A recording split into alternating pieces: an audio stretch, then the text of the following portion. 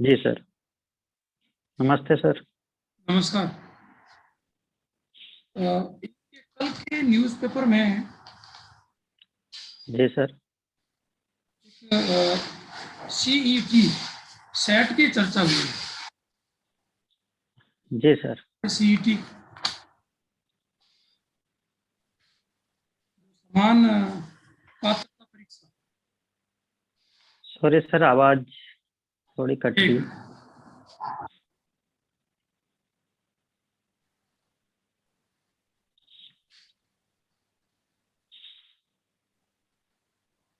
हाँ, अब आ रही है मेरी आवाज आपको? हाँ सर, अब क्लियर है। मैं ये पूछ रहा हूँ कि एक समान पात्रता परीक्षा की चर्चा हुई है। जी सर। बताइए समान पात्रता परीक्षा के बारे में।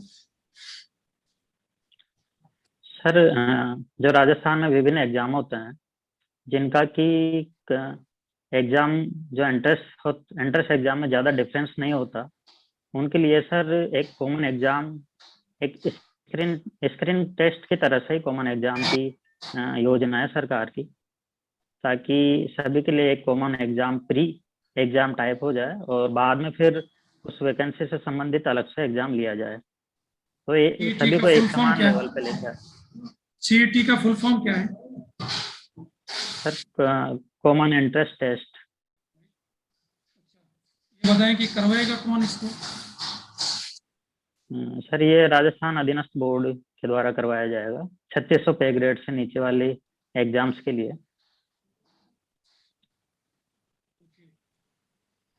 अ, कितनी वैधता होगी इसकी? सर, इसकी वैधता की सर मुझे जानकारी नहीं है अभी। कितना जी सर। आपको जानकारी है इसकी? हम्म, सर, हल्की सी आवाज। ये सर, वैधता के बारे में मुझे जानकारी नहीं है सर।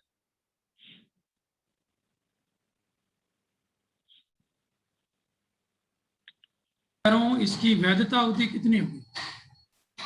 सर, मुझे इसकी जानकारी नहीं है। Sorry sir. इसके होने से क्या फायदे हैं और क्या नुकसान है?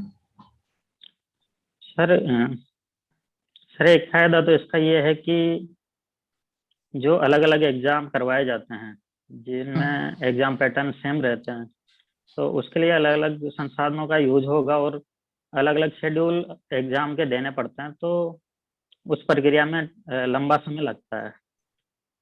तो एक कॉमन एग्जाम होने से वो स्क्रीनिंग टेस्ट में पहले ही बच्चे राइट सेलेक्ट हो आंसर। जाएंगे। राइट, और नुकसान?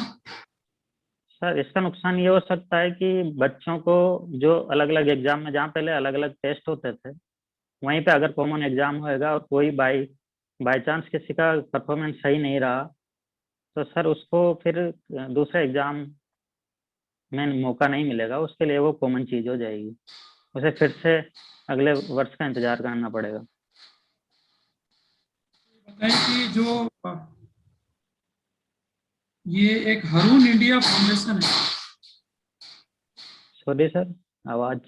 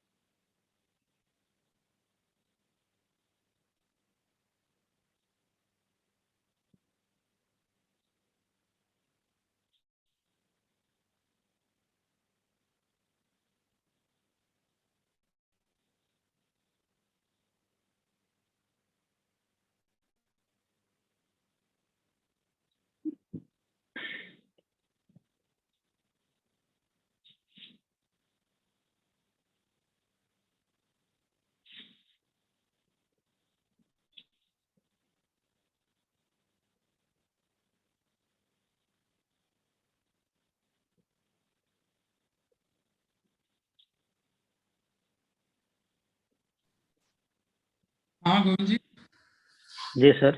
मैं ये पूछ रहा था आपसे कि एक फाउंडेशन है, इसका नाम है एडेल गिल फाउंडेशन, और एक रून इंडिया, हरूना। इन दोनों ने जी। पिछले 100 साल के जो दानवीर है उनकी एक लिस्ट दी है कि जी सर। पिछले 100 ईयर्स में कौन सबसे बड़े दानवीर रहे, उनका आप बता पाएंगे? सर श्री जमशेद टाटा, जो कि 102 करोड़ संपत्ति के साथ उन्होंने दान किया था सर। ये, कितने भारतीय आते हैं इसमें? सर इसमें अंडर 50 में सर इनके अलावा एक अजीज प्रेम जी, कौन सा स्थान? उनका नाम भी है। राइट, स्थान बता पाएंगे? सॉरी सर, मैं सुन वो नहीं किस पाया। स्थान पर है जिम जी? सर वो इन्फोसिस कौन के से स्थान? फाउंडर हैं सर। हाँ, वो किसके कौन से स्थान पर है? सर वो अंडर 50 में है, मुझे एग्जैक्ट पोजीशन तो पता नहीं। ओके, चलिए। जी सर। एक वेरिएंट ऑफ कंसर्न शब्द आता है, जी वेरिएंट सर। कंसर्न, ये क्या है? सर ये वर्ल्ड हेल्थ ऑर्गेनाइजेशन के द्वारा दिया गया कोरोना वायरस को लेकर एक संबोधन है, जो कि डेल्टा और डेल्टा प्लस को रिसेंटली वेरिएंट ऑफ कंसर्न कहा गया है, जिसका भारत में प्रकोप रहा था रिसेंटली। ओके, अच्छा, कितने देशों में ये नया वेरिएंट पाया गया है? सर ये इंडिया के बाद सर ये ब्रिटेन में भी देखने को मिल रहा है अभी, और यूएसए में फिलहाल सर ये इतना नहीं है। भारत के आगे सर। कितने राज्यों में पाया गया? सर ये लगभग सभी राज्यों में पाया गया है, मुख्यतः दक्षिण और उत्तरी क्षेत्र में। इसका साइंटिफिक नेम बता सकते हो? जी सर, कोरोना, जहाँ तक मैं समझ पा रहा हूँ, आप कोरोना का डेल्टा प्लस साइंटिफिक का जो नेम। डेल्टा प्लस का जो साइंटिफिक नंबर है, नंबरिंग है इसमें, नंबरिंग बता सकते हो? ये सर B1.617.2। ना ये ना, वो तो दिल्ली। डेल्टा का है, डेल्टा प्लस का। सर जानकारी नहीं है, सॉरी सर। ओके, ठीक। अच्छा, ये बताएं कि अभी फ्लैश ई कॉमर्स कंपनियों के फ्लैश सेल पे रोक लगाई गई है। जी सर। सेल क्या होती है? सर फ्लैश सेल एक ग्राहक को एक सीमित समय के लिए वो ऑफर देते हैं, सीमित समय में हमें खरीदारी करनी होती है। जैसे किसी वस्तु को अगर खरीदने का टाइम है तो फिक्स किया जाता है, और उसके साथ भारी डिस्काउंट दिया जाता है। तो इसमें लिमिटेड चॉइस और लिमिटेड टाइम होता है, उसे ही फ्लैश सेल कहा इस जाता है पर सर। रोक लगाई जा रही है, इसका क्या कारण है फ्लैश सेल को? सर ये एक स्वच्छ व्यापार नीति नहीं है। ई कॉमर्स कंपनियों के माध्यम से जो सामान्य व्यापार या फेयर व्यापार प्रैक्टिस है, उसका उल्लंघन किया जा रहा है कहीं ना कहीं, जो भारी डिस्काउंट या फ्लैश सेल या क्रॉस सेलिंग के द्वारा। तो उसी को लेकर गाइडलाइन अभी जारी की गई है। अभी विश्व में एफडीआई प्राप्त करने में भारत का कौन सा जी सर। सर जहाँ तक मैं अनुमान लगा पा रहा हूँ, फोर्थ फोर्थ या फिफ्थ नंबर पे है ये, रूस के फोर्थ बाद। नहीं है, फिफ्थ, पांचवा स्थान है। अच्छा, बताएं पहले के शुरुआती दो स्थान किसके हैं? सर सर अनुमान लगा सकता हूँ सर, चाइना और अमेरिका हो सकते हैं। चलिए, अभी मैं आपका इसको करूंगा, रिव्यू करूंगा तो मैं देखूंगा। जी सर, मुझे अब स्कूलों की यूनिफॉर्म चेंज की जा रही है, बता सकते हैं इसका क्या कारण है? सॉरी सर, मैं सुन नहीं पाया है। 4 साल बाद स्कूल जी सर। खुले हैं, उनका यूनिफॉर्म चेंज किया जा रहा है, उनके जी ड्रेस सर। जा रही है, इसका क्या कारण हो सकता है? सर जहाँ तक मैं अनुमान लगाना चाहूँगा सर, सर क्योंकि कोरोना के बाद काफी समय के बाद स्कूल बच्चे जाएंगे, तो एक जो है एक नई ऊर्जा लाने के लिए कह सकते हैं कि एक नया पैटर्न, नया माहौल बने, उस वजह से ये बताइए, चेंज किया जा रहा बिशनपुर है। बांध कहाँ है? सर ये टोंक में है, ये, इसकी देवली के पास। बता सकते हैं कितनी है भराव क्षमता? सर मुझे अनुमान नहीं है सर, सॉरी सर। चलिए, रिव्यू करते हैं। गौतम सर आ चुके हैं। जी सर। सीईटी से संबंधित आपके उत्तर अच्छे थे, फायदे नुकसान आपने बढ़िया बताए। जी दानवीर सर। जो 3 क्वेश्चन मैंने आपसे पूछे थे। तीसरे क्वेश्चन में जो अजीम प्रेमजी वो 12वें स्थान पर है। पहले स्थान पर आपने जी सही सर। किया, जमशेदजी टाटा है। और अगर देशों की तुलना देखें तो नंबर 1 पे ये यूएसए नंबर 1 पे है दानवीरों में, और नंबर 2 पे ब्रिटेन है, यूके है। भारत इस मामले जी सर। में स्थान पर है। देश की काउंटिंग करते हैं तो भारत चौथे स्थान पर है। व्यक्ति की काउंटिंग करें तो पहले स्थान पर ये जमशेदजी टाटा है। और जी सर। जो इसका साइंटिफिक नेम है डेल्टा प्लस का, वो है K417N, जी सर, ये ध्यान रखूंगा। 417N। और ये 4 भारत के 4 राज्यों में मिला है। जी सर। केरल, मध्य प्रदेश और कर्नाटक, तमिलनाडु में। राजस्थान में ये वेरिएंट नहीं मिलता है। महाराष्ट्र, केरल, मध्य प्रदेश और तमिलनाडु में मिला है। फ्लैश सेल का उत्तर आपका अच्छा था।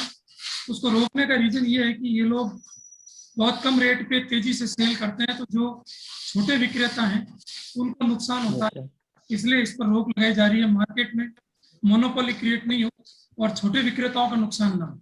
इसको जी कौन लगा रहा है, इसको चेक करना सीसीआई ये सारा कार्य कर रही है, कंपटीशन कमीशन ऑफ इंडिया। जी सर।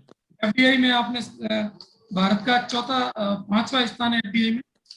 और पहला स्थान चीन का है, दूसरा हांगकांग का। चीन का आपने राइट बताया था। और यूनिफॉर्म इसलिए बदली जा रही है कि वर्तमान जो राजस्थान सरकार है वो ये कह रही है कि ये यूनिफॉर्म आरएसएस के द्वारा प्रेरित है, इसलिए इसको हम जी सर। और बिसलपुर बांध टोंक में राइट आंसर। इसकी भराव क्षमता जो अधिकतम वो है 315.5 मीटर। तो जी सर। ध्यान रखें।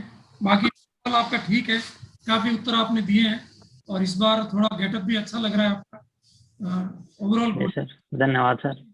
ओके जी, गौतम सर। हेलो।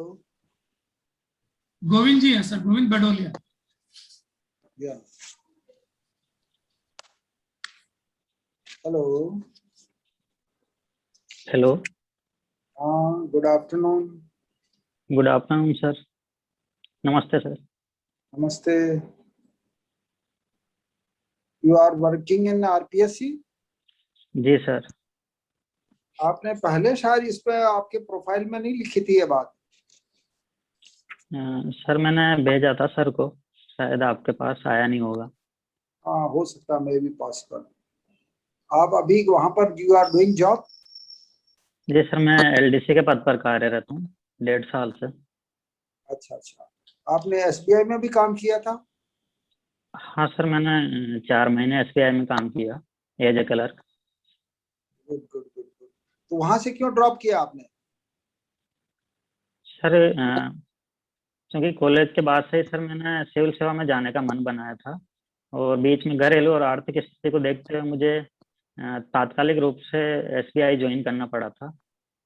तो उसके बाद सर मैंने वापस से अपनी तैयारी कंटिन्यू रखी थी। अच्छा, अब आरपीएससी में मतलब अभी तो फिलहाल तो आप जो है जूनियर तम पोस्ट पे ही हैं, तो जी सर। आपको वो जो है ना उसके एसबीआई के कंपैरिजन तो ज्यादा, आप एसबीआई तो ज्यादा अच्छा था वहां, तो आपको थोड़ी सी, यहाँ तो कुछ भी नहीं है ये। नहीं सर, मेरा जॉब करने का मोटिव नहीं था सर। मैंने 2017 में एसबीआई ज्वाइन करी थी, वो तात्कालिक परिस्थितियां थी। परंतु उसके बाद मैंने फिर से अपने को आरएस की तैयारी में के लिए उसी डायरेक्शन में गया। और जब आरएस का प्री और मेंस एग्जाम हो चुका तो उस समय मेरे पास एलडीसी की जॉब अवेलेबल थी आरपीएससी में, तो मैंने ज्वाइन करना उचित समझा। अच्छा, एक बात बताइए जी, जी आपने सर। इतनी बीटेक कर रखा है बहुत सारी, और वो भी आईआईटी मुंबई से, आ, जी सर। आपने प्राइवेट कंपनियों में क्यों नहीं? Why you have not tried for, ये तो आपके पास जो है ना ब्रांच भी अच्छी है, मटेरियल साइंस आसानी से मिलती नहीं है, और मुंबई में मिलती नहीं है फिर वो तो किसी हालत में वैसे भी। जी सर, मेरे पास ऑप्शन था प्राइवेट जॉब ज्वाइन करने का, परंतु सर मेरे अंतिम वर्षों में मुझे लगा कि इंजीनियरिंग मेरा कोर सब्जेक्ट नहीं है और मैं एक ही फील्ड में सीमित रह जाऊंगा कार्य के लिए, जबकि सिविल सेवा मुझे एक बेहतर प्लेटफॉर्म प्रोवाइड कराएगा जनता के लिए कार्य करने के लिए, उससे जुड़ने के लिए एक विविध कार्य क्षेत्र मिलेगा सर। और मेरा मोटिवेशन वहीं से इसके प्रति रहा और मैं वर्तमान में उसके लिए अभी तक भी प्रयासरत हूँ सर। अच्छा, एक तो आप एक जो है ना आज कंपैरेटिवली, एक तो सीरियस मुद्रा मत रखो आप, सीरियस जो है ना एकदम सीरियस रहते हो, इसको थोड़ा सा स्माइल रखना। बाल बाल जो है ना, कब है आपका जी सर। इंटरव्यू? 1 जुलाई को 1 सर। जुलाई 1 हाँ, तो जुलाई। कोई बात नहीं। तो एक तो ये सेविंग वेविंग बनाना, बाल भी कटवाना थोड़ा सा हल्के से, आप कटवा जी लेना, सर। आज ही कटवा लेना इसको, ताकि आप जी सर, मैं है ना। वीकेंड। और जी सर। तो अब आप जो है ना, आपसे जो है ना मैं थोड़ा सा ना आपके मटेरियल साइंस के क्वेश्चन आपके सामने रखता हूँ। आप जी दिल्ली सर। का जो मेहरौली लोह स्तंभ है, वो आप कौन सा स्टील मानते हो उसमें, जो हजारों से सर जंग वो नहीं लगा है उसमें? सर वो कास्ट आयरन, मैं अनुमान लगा सकता हूँ सर, वो कास्ट आयरन रहा होगा। उसके अंदर सर जो कार्बन की मात्रा है वो उस अनुपात में होगी, और कुछ क्रोमियम मटेरियल होगा ताकि उस पर जंग नहीं लगा। अगर वो प्योर आयरन होता तो सर उस पर जंग लग जाता। गुड। अच्छा, आयरन एंड स्टील इंडस्ट्रीज के मैं जो है ना, आयरन के अलावा कौन सी मेटल काम आती है? और सर आयरन स्टील इंडस्ट्री में एक तो क्रोमियम काम आता है सर, इसके अलावा मोलिब्डेनम काम आता है, निकल काम आता है, और सर काफी नॉन मेटल्स हैं जो भी यूज होते हैं आयरन एंड स्टील इंडस्ट्री में। ये मटेरियल में, इस मटेरियल, आपकी जो मटेरियल साइंस में कितनी ब्रांचें होती है वैसे? सर ये मेटेरियल साइंस का ही एक सबसेट है मेटलर्जी। ये मुख्यतः मटेरियल साइंस और मैकेनिकल ब्रांच की ही एक ब्रांच है, जिसे सेपरेट कर दिया गया था बाद में एज ए मेटलर्जी। जी सर। तो मैं जो मेरे को जो मैंने थोड़ा पढ़ा है उसके हिसाब से आपको फिर क्लियर करूंगा मैं। मटेरियल इंजीनियरिंग में आपको डिपार्टमेंट में कहाँ स्थापित किया गया, इसका दूसरा नाम कारण क्या, कब हुआ ये? पहले मटेरियल इंजीनियरिंग का डिपार्टमेंट कहाँ है अभी, मतलब कहाँ स्थापित किया गया है? सर सर्वप्रथम ये रुड़की में था सर। हम्म रुड़की आईआईटी में मेटलर्जिकल डिपार्टमेंट था, और धीरे धीरे 1975 के बाद से सर इसे खड़गपुर, कानपुर हम्म और मुंबई में भी खोला गया सर। और हम्म। वर्तमान में ये लगभग सभी आईआईटीज में है। अच्छा अच्छा अच्छा, ये दूसरा चेन्नई में नहीं है क्या? जी सर, चेन्नई में भी है, वहाँ भी खोला गया था उस समय पे। हम्म। अच्छा, COEP क्या होता है ये? हम्म, सर मैं अनुमान नहीं लगा पा रहा सर, अगर कुछ आप हिंट दें तो मैं अनुमान लगा ये लूँ। महाराष्ट्र का जो है ना, कोई डिपार्टमेंट का नाम है क्या, कोई महाराष्ट्र के इस मटेरियल साइंस का?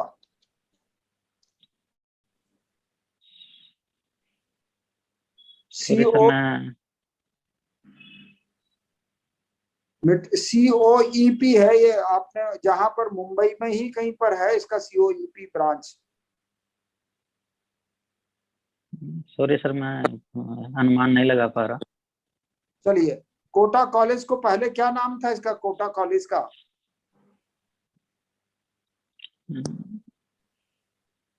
सर कोटा यूनिवर्सिटी की बात कर रहे हैं सर आप, नहीं नहीं जहाँ नहीं, मैं तक। कोटा का प्राइवेट जो ना आर्ट्स कॉलेज है ना, मतलब राजकीय गवर्नमेंट कॉलेज, उसका नाम क्या था प्राचीन नाम, जो ब्रिटिश पीरियड में?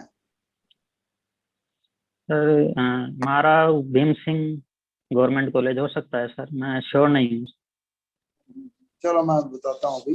गर्ल्स कॉलेज के लिए गर्ल्स कॉलेज का नाम क्या है यहाँ के गवर्नमेंट कोटा के? तो सर जानकी हम्म देवी बजाज महाविद्यालय। ये किसने बनाया था ये? सर ये सर आज़ादी के बाद इसकी स्थापना हुई थी सर, मैं एग्जैक्ट याद नहीं कर पा रहा है बनाया किसने था। हम्म।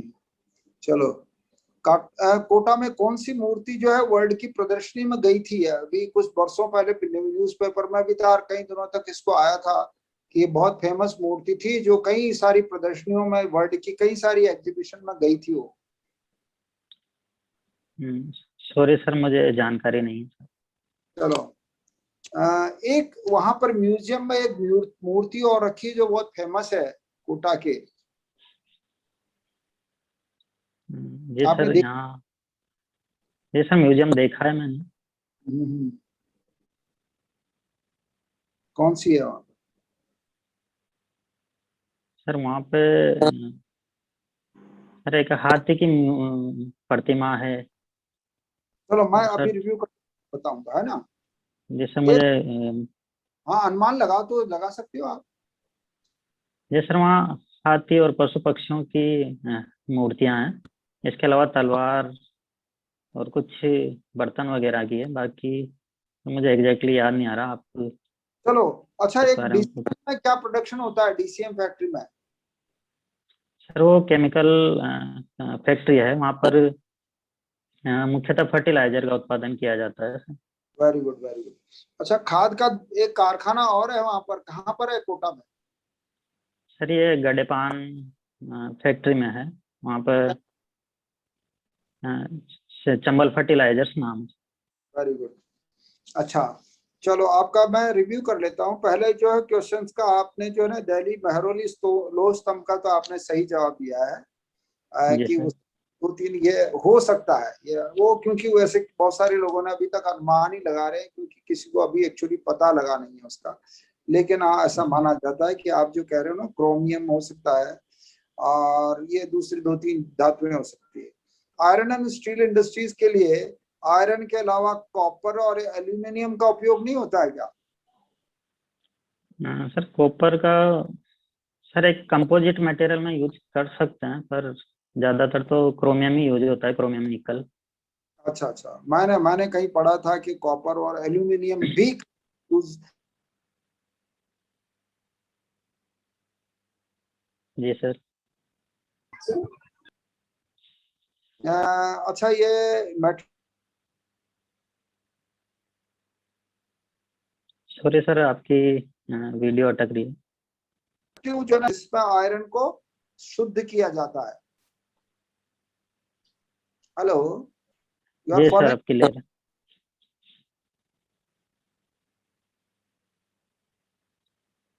सर हल्का हल्का डिस्टरबेंस आ रहा है।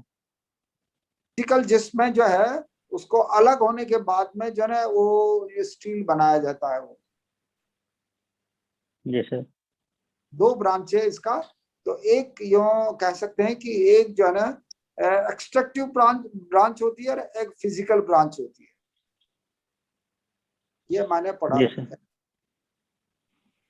दूसरा एक, मैं मटेरियल इंजीनियरिंग में डिपार्टमेंट का मैंने ये भी पढ़ा है कि 1959 में जो है वो चेन्नई वाला जो है ना पुराना ब्रांच में से है। जी सर। चेन्नई का जो है ना 1959 का है, मतलब बहुत पुराना है वो भी। जी सर। अच्छा, एक जो है ना इसका 2003 में इसका नाम भी जो इन्होंने बदला है फिर उसका। एनी हाउ, सीओईपी जो है ना, ये मैंने, जो मुझे पूरा जानकारी नहीं है, लेकिन ये मैंने पढ़ा है कि आपकी मटेरियल साइंस का जो है ना, ये महाराष्ट्र में जो आपकी जो मुंबई ब्रांच है उसमें इसका कोई नाम है। आप देखना इसको, हाँ मैं पता करूंगा। आप पता करना। कोटा जो है ना, राजकीय गवर्नमेंट कॉलेज को हर्बर्ट कॉलेज कहते थे पहले। जी सर, ये मैंने पहली बार सुना। हर्बर्ट कॉलेज था इसका नाम पहले। वो जो है महाराजा के टाइम पर ये हर्बर्ट यानी यहाँ का कोई वो था, वायसराय वो, हाँ, यहाँ का जो उसका मतलब पॉलिटिकल एजेंट। हाँ, पॉलिटिकल एजेंट था, उसने जो उसके नाम पर ये बना था, और उसी ने शायद बिल्डिंग विल्डिंग बनाई थी। जानकी देवी बजाज कन्या महाविद्यालय, आपका नाम सही है कि वो उन्होंने इस बिल्डिंग को डोनेट किया था गर्ल्स के लिए। जी। वो वर्ल्ड की एक कौन सी मूर्ति थी जो बाहर कई सारी एग्जीबिशन में गई थी, बहुत चर्चित मूर्ति रही है, वो झालरी वादन की है, जिसमें एक बड़े लड़का जो है ना झालर बजा रहा है ऐसे, और वो जी न्यूज सर। कई बार आया था वो। और वो गुप्तकालीन मूर्ति है, यूं कह सकते हैं 1500 वर्ष पुरानी मूर्ति है वो। तो उसका कई बार चर्चा में आ रही है।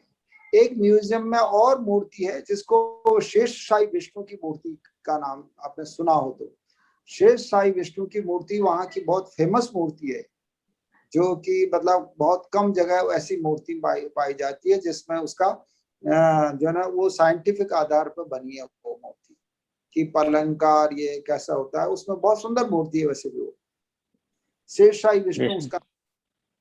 डीसीएम फैक्ट्री का फर्टिलाइजर की ब्रांच है वो, फर्टिलाइजर फैक्ट्री है, और चंबल फर्टिलाइजर आपका सही था गोविंद जी। जैसे आप जो है ना वहीं पर रहते हैं तो आपने आपका तो बीटेक भी कर रखा, आपका जो है ना बस केवल आपका जो है ना चेहरे की रौनक बदलनी है आपको, आपका जैसे कॉन्फिडेंस बदलना है। ये सारे क्वेश्चंस तो इस तरह के तो पूछे नहीं जाने वाले आपसे, बहुत कम लोग होते हैं जो साइंस की इतनी सारी डेप्थ वाली, ये तो मैं केवल आपके लिए जो है ना मैंने डिफिकल्ट क्वेश्चन इसलिए है कि आप बीटेक हैं तो, और साइंस में अभी वहां पर तो वो तो छोटा सा काम कर जी रहे हो, सर।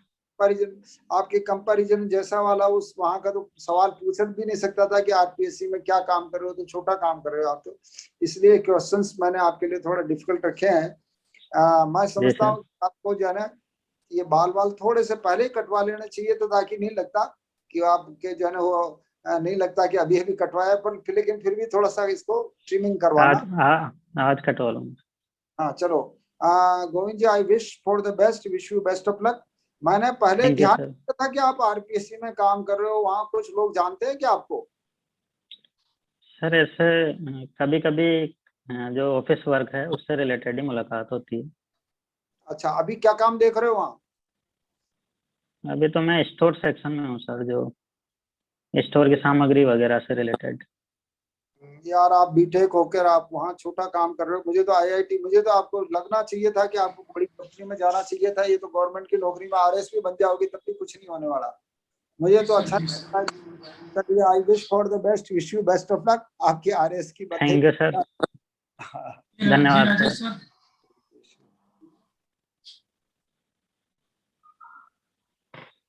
जी गोविंद जी सुन पा रहे हैं? हाँ सर, नमस्ते सर। गोविंद जी आरपीएससी की चर्चा चल रही है तो वहीं से प्रश्न लेते हैं। जी आरपीएससी सर। की कार्यशैली के बारे में कुछ बताइए। हम्म, सर आरपीएस का जो मुख्य कार्य है वो राज्य सेवाओं के लिए कुशल अधिकारियों का चयन करना है और उसके लिए एग्जाम कंडक्ट करवाना है। और सर ये कार्य एग्जाम की अभ्यर्थना निकालने से लेकर विभिन्न सेक्शनों द्वारा आपस में कोऑर्डिनेट करते हुए कैसे फाइनल रिजल्ट निकालने और नियुक्ति देने तक किया जाता है। तो एक सर उसमें काफ़ी कोऑर्डिनेशन देखने को मिलता है, एक टीम वर्क मैंने यहाँ पे देखा। तो मुख्य कार्य यही है सर आरपीएससी का। अच्छा, आप खुश हैं कार्यशैली से आरपीएससी की? हाँ सर, मैं अभी तक जब से ज्वाइन किया है मुझे यहाँ पे काफ़ी पॉजिटिव चीज़ें देखने को मिली। कुछ क्षेत्र हैं सर जहाँ पे कमियां हैं, बाकी उनमें सर सुधार कार्य चल रहे हैं और उन्हें दूर किया जा सकेगा भविष्य में, ऐसा मैं समझता हूँ। अच्छा, आपको आरपीएससी को 10 में से नंबर देने के लिए कहा जाए तो कितने नंबर देंगे आप? सर 10 में से मैं 80-90% सर दूंगा। अच्छा, हम्म, 8 से 9 नंबर देंगे। जिसमें कुछ प्रोसेस है, कुछ कमियां हैं जिनमें सुधार की अभी भी आरपीएससी के द्वारा किए जा रहे हैं सर प्रयास। अच्छा, बाकी का जो 1 नंबर कट रहा है उसमें आपका भी रोल है क्या कहीं पे? हाँ सर, ये सभी कार्मिकों का। सर अभी मैं जिस पोजीशन पे हूँ उस पोजीशन पे तो इतना रोल नहीं है, परंतु ये सारा कार्मिकों का एक कम्युनिटी एफर्ट है, तो कहीं ना कहीं मेरा भी उसमें योगदान हो सकता है। ठीक। अच्छा, आपकी हॉबी है क्रिकेट? सर आपकी मैं पिक को देख नहीं पा रहा सर, वीडियो। नहीं, बिल्कुल शो हो रहा हूँ मैं।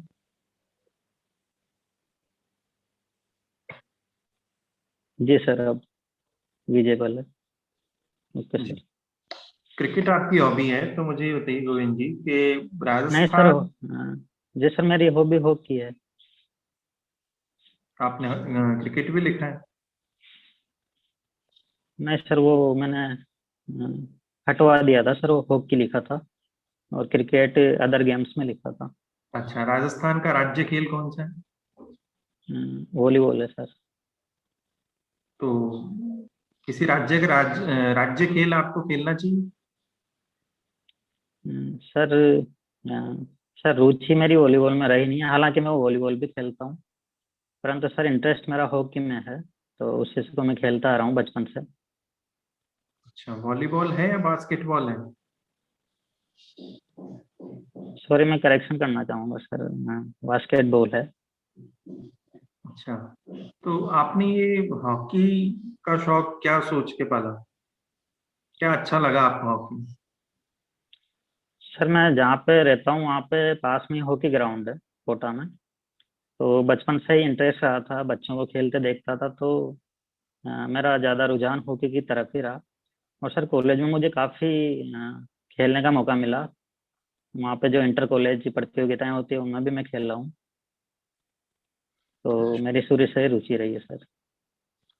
अच्छा, आपको हॉकी खेलने से क्या फायदा हुआ, या ऐसा क्या फायदा हुआ जिससे राजस्थान सरकार को या राजस्थान की जनता को फायदा हो? सर सर एक इसमें टीम वर्क की भावना जगती है सर। को हम स्पोर्ट्स खेलते हैं तो एक बेहतर तरीके से टीम वर्क देखने को मिलता है। कैसे कोऑर्डिनेट करना है अपने साथियों के साथ, वो चीज़ सीखी। और एक डेडिकेशन सर जो होता है कि अंत तक हिम्मत या हार नहीं मानना, और डेडिकेशन मुझे इसमें सीखने को मिला। और इसके अलावा सर पर्सनली जो हेल्थ या फिटनेस को लेकर भी है, तो वो भी मेरे पर्सनली इसमें फायदा रहा है। अच्छा, मेजर ध्यानचंद जी के बारे में जानकारी है आपको? जी सर, ये हॉकी के महान खिलाड़ी थे। अच्छा, इनका जन्मदिन कब आता है? सर इनका 29 अगस्त को आता है सर इनका जन्मदिन। अच्छा, भारत के अलावा हॉकी कौन से देश का राष्ट्रीय खेल है? मुझे जानकारी नहीं है, सॉरी सर। ठीक है। राजस्थान क्रिकेट एसोसिएशन के अभी कौन है अध्यक्ष? Sorry sir. वैभव गहलोत जी है? अभी मुझे, हाँ सर शायद हो सकते हैं सर, मैंने जहाँ तक ऐसे पढ़ा है। जो एसोसिएशन होते हैं स्पोर्ट्स जो होते हैं उनमें अधिकतर आप देखते हैं राजनीतिक जो लोग होते हैं राजनीतिक पार्टियों से जुड़े हुए, या उनके परिजन होते हैं, या कुछ जी सर। प्रभावशाली लोग होते हैं, उन्हीं को अध्यक्ष पद पे रखा जाता है। जी क्या सर, खिलाड़ियों को मौका मिलना चाहिए? बिल्कुल सर। मेरा मानना है कि जो एसोसिएशन के अध्यक्ष वगैरह हैं जो पॉलिसी मेकिंग करते हैं, तो वो एक अगर अनुभवी खिलाड़ी हो तो वो बेटर तरीके से इसमें पॉलिसी बना सकता है। तो जो भूतपूर्व खिलाड़ी हैं उन्हें मौका दिया जा सकता है सर, उन्हें बनाया जा सकता है मेरे विचार से। अच्छा, राजस्थान से एक प्रसिद्ध व्यक्तित्व रहे हैं जो बीसीसीआई के चेयरमैन रह चुके हैं। अम, सर फिलहाल मैं याद नहीं कर पा रहा सर। चलिए, कोई बात नहीं, राज सॉरी सिंह जी सर। डूंगरपुर रह चुके हैं। अच्छा, मुझे ये जी बताइए, एक आपकी हॉबी विजिटिंग। सर, मैं करेक्शन करना चाहूँगा सर, मैंने एक ही हॉबी, वो मैंने करेक्ट इसमें नहीं हुआ होगा, मैंने हॉकी भरी है बस। अच्छा, कोई बात नहीं, फिर भी राजस्थान के बारे में सामान्य जानकारी। अच्छा, ये जी सर। बताइए, राजस्थान पर्यटन विकास जो निगम है आरटीडीसी, इसकी स्थापना कब हुई थी? अम, सर मुझे रिकॉल नहीं हो रहा अभी, सॉरी सर। अच्छा, बुद्धा सर्किट क्या है ये बताइए। बुद्धा सर्किट जहाँ पे भी जो बौद्ध धर्म के जो प्राचीन मंदिर हैं या पर्यटन स्थल हैं, उन्हें आपस में जोड़ने की योजना है भारत सरकार की। भारत और इन्हें सरकार कनेक्ट, सरकार। सर सर जहाँ तक मुझे एग्जैक्टली पता नहीं है सर। बाकी केंद्र द्वारा भी ऐसी योजनाएं चलाई जा रही है सर्किट से, जहाँ पे चलिए, पर्यटन स्थलों को जोड़ा जाए। जी सर। अंतिम, ठीक जी है, सर। गोविंद जी रिव्यू कर लेते हैं। देखिए, आपने भले ही ये हटा दिया है, लेकिन आपने कभी ना कभी इनका शौक जरूर रखा है, तो इनके बारे में सामान्य जानकारी होनी चाहिए आपको। Cricket, sir. हॉकी, विजिटिंग से जुड़े हुए कई प्रश्न हो सकते हैं आपके। पूरा राजस्थान का जो पर्यटन है और कल्चर है वो सारी आ जाती है इसमें, तो हिस्टोरिकल प्लेस है, ठीक है, जी सर। में तो पूरा साहित्य आ जाता है, ठीक है। तो ये थोड़ी बहुत आपको जानकारी होनी चाहिए। एक आरपीएससी वाला क्वेश्चन आपने अच्छा आंसर दिया उसका। एक आपसे यही प्रश्न किया जाएगा, 9 नंबर क्यों? 1 नंबर में आपका रोल है, तो उसका एक अच्छा और उत्तर आप इसमें और सुधार करके कुछ, ठीक है, कि क्या Yes, प्रयास किए जाने चाहिए जिससे ये बाकी का 1 नंबर जो है वो भी दिया जाए, ठीक है। जी सर। वैसे आप प्रशासन में आ रहे हैं तो पूरे 10 में से 10 देने चाहिए आप, यस ठीक सर, है। मैं करेक्ट करूंगा। अच्छा, वैभव गहलोत जी हैं, अभी मैंने बता दिया आपको। और राज सिंह जी डूंगरपुर प्रशासक रह चुके हैं बीसीसीआई में। और खिलाड़ी कौन कौन है राजस्थान से क्रिकेट में या हॉकी में, ठीक है, वो आप एक जी बार सर। देखिए, ठीक है। राजस्थान जी में सर। हॉकी का क्रेज क्यों नहीं है, ये भी आपको एक अच्छा उत्तर तैयार करना है। इसमें क्षेत्रीय खेलों के बारे में जानकारी होनी चाहिए आपको। राजस्थान के क्षेत्रीय खेल, जैसे राज्य खेल आप गलत बता रहे थे, हाँ बास्केटबॉल है, सर, वो ठीक है। जी सर, वो पता था, स्लिप हो गया। इस प्रकार की चूक नहीं करें, इनका और अभ्यास जी करें, सर। ताकि वहां पर मेन जो साक्षात्कार है आपका, उसमें दिक्कत नहीं आए, कोई गलती नहीं हो, आप पूरे कॉन्फिडेंस के साथ उत्तर दे पाए। शुभकामनाएं। धन्यवाद सर।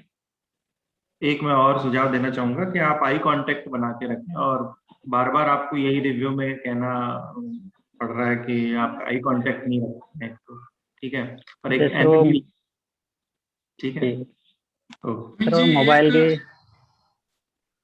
गोविंद जी एक बात, राजेश सर जी जो, सर। उसका समर्थन करूंगा। आप जब उत्तर देते हैं तो थोड़ा साइड में देखते हैं उत्तर देते देते। ट्राई करें कि आपका नजर हमेशा पैनल पे ही रहे। आप इधर यूं आंखें यूं करके ऐसे देखना, ये नहीं करें। ये थोड़ा कॉन्फिडेंस में कमी दिखाता है। जी ठीक है, सर, बाकी ध्यान ओवरऑल रखूंगा। गुड, बहुत बहुत शुभकामनाएं। क्या डेट है थैंक इंटरव्यू? You sir. 1 जुलाई से।